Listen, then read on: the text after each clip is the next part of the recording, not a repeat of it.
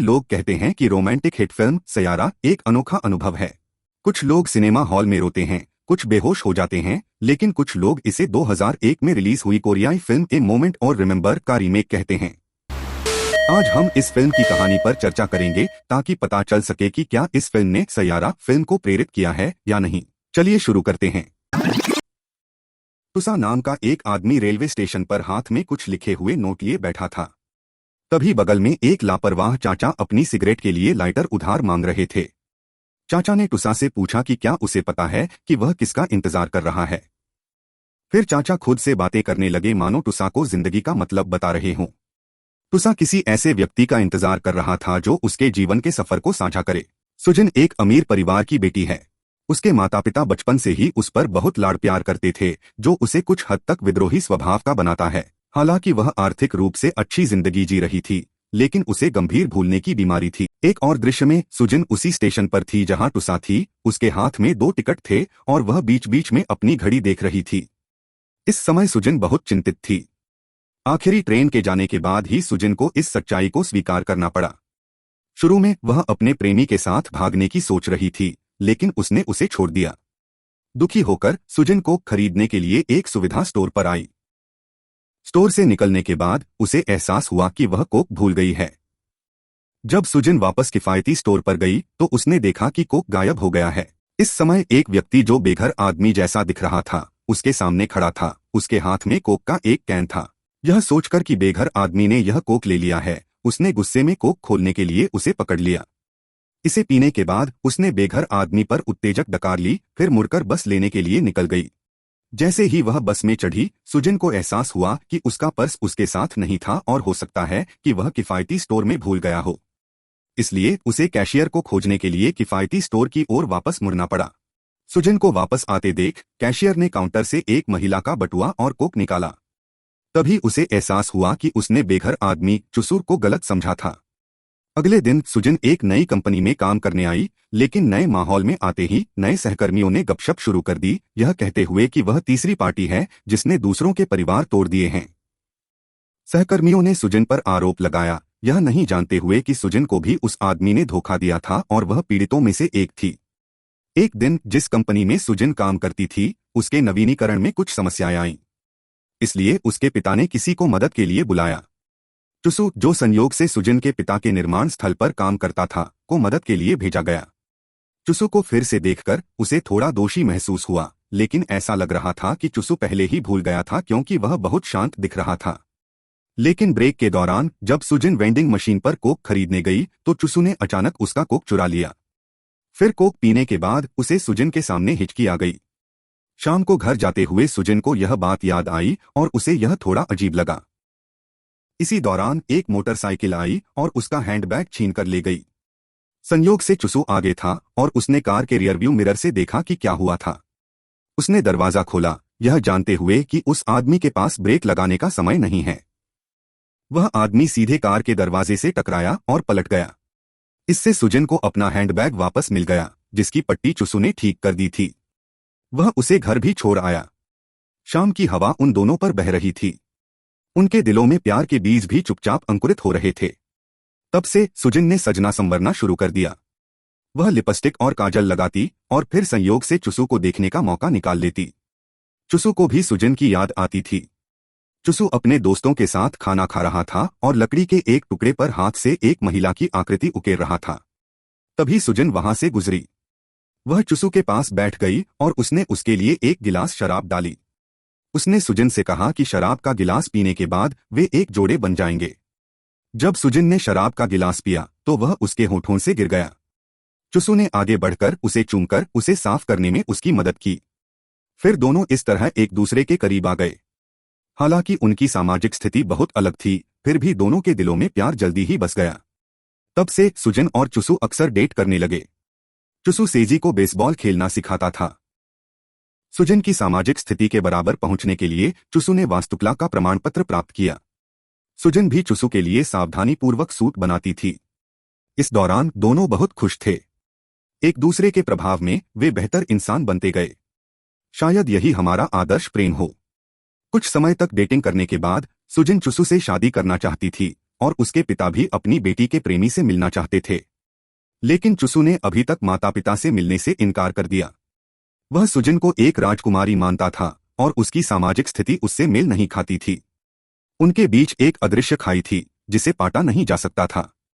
सुजिन ने चुसू को मनाने की पूरी कोशिश की, लेकिन वह नहीं माना। इसलिए सुजिन ने चुसू की जानकारी के बिना उसके माता पिता से मिलने का प्रबंध करने का फैसला किया।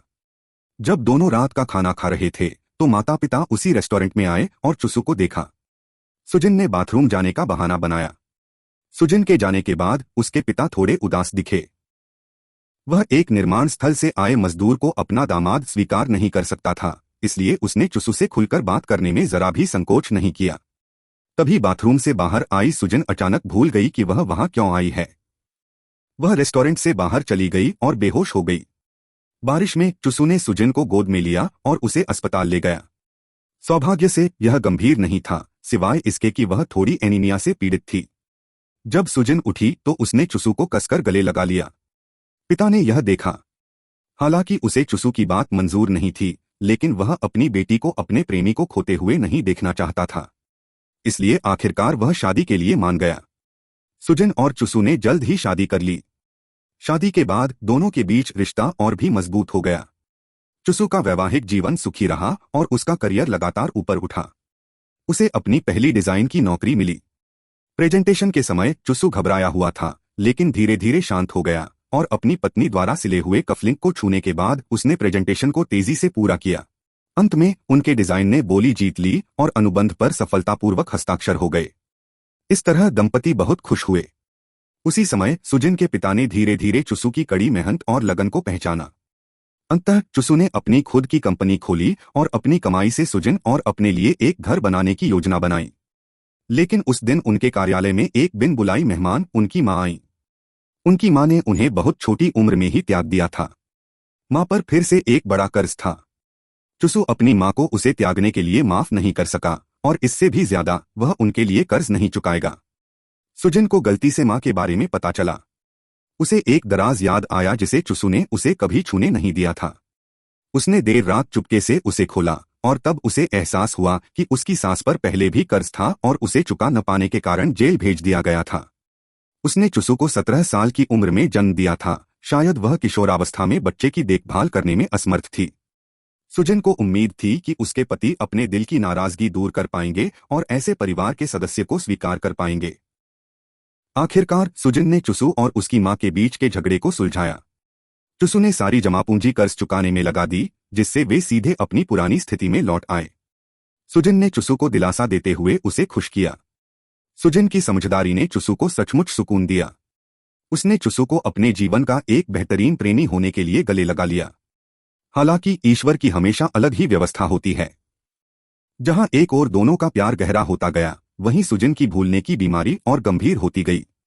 सालाना मेडिकल जांच के बाद ही सुजिन को पता चला कि उसे अल्जाइमर रोग है, जिससे उसकी याददाश्त धीरे धीरे कमजोर होती जाएगी।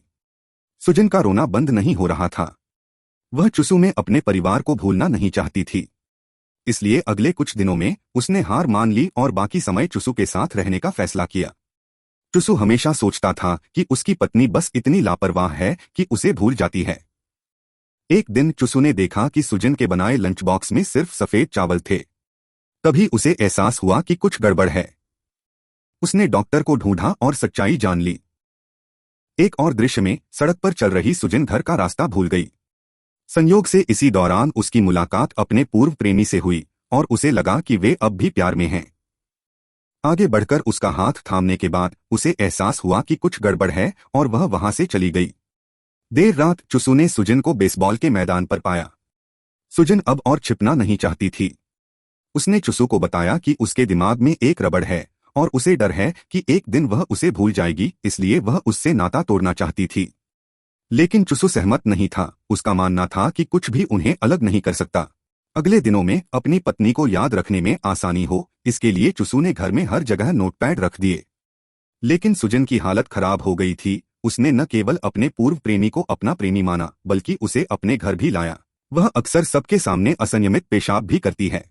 फिर भी चुसू अभी भी सुजन को अपनी बाहों में जकड़े हुए है और उसे साफ करने में मदद करने के लिए अपने कपड़ों का उपयोग करता है। इस दिन जब वह काम पर गया तो सुजन ने उसे रोक दिया और उसे बताया कि वह उससे बहुत प्यार करती है, लेकिन उसने अपने पूर्व प्रेमी का नाम पुकारा।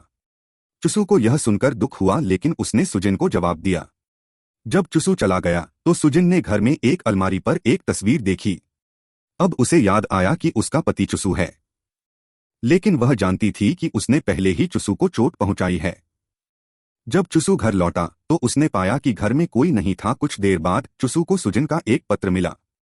पत्र पर लिखे पते के अनुसार उसने सुजन को ढूंढ निकाला, लेकिन अफसोस की बात है कि चुसू अब सुजन की यादों में नहीं था। फिर भी चुसू ने हार नहीं मानी। वह सुजन को उस किफायती स्टोर पर ले गया जहां वे पहली बार मिले थे। किफायती स्टोर उन सभी लोगों से भरा हुआ था जिन्हें सुजन जानती थी। जाने पहचाने चेहरों ने सुजन को उसकी यादें ताज़ा कर दी। वह खुद को रोने से नहीं रोक पाई और इस तरह उसकी नींद खुल गई। फिर उसने चुसू से पूछा, क्या यही स्वर्ग है? यह फिल्म प्यार के बारे में हमारी सभी कल्पनाओं को पूरा करती है। प्यार भले ही जोरदार न हो, लेकिन जब आप सबसे गहरे और अकेलेपन में होते हैं तो जिससे आप प्यार करते हैं वह आपको रोशनी देता है। हम अपने परिजनों से प्यार और उनकी देखभाल करना चाहते हैं जब उन्हें हमारी जरूरत हो।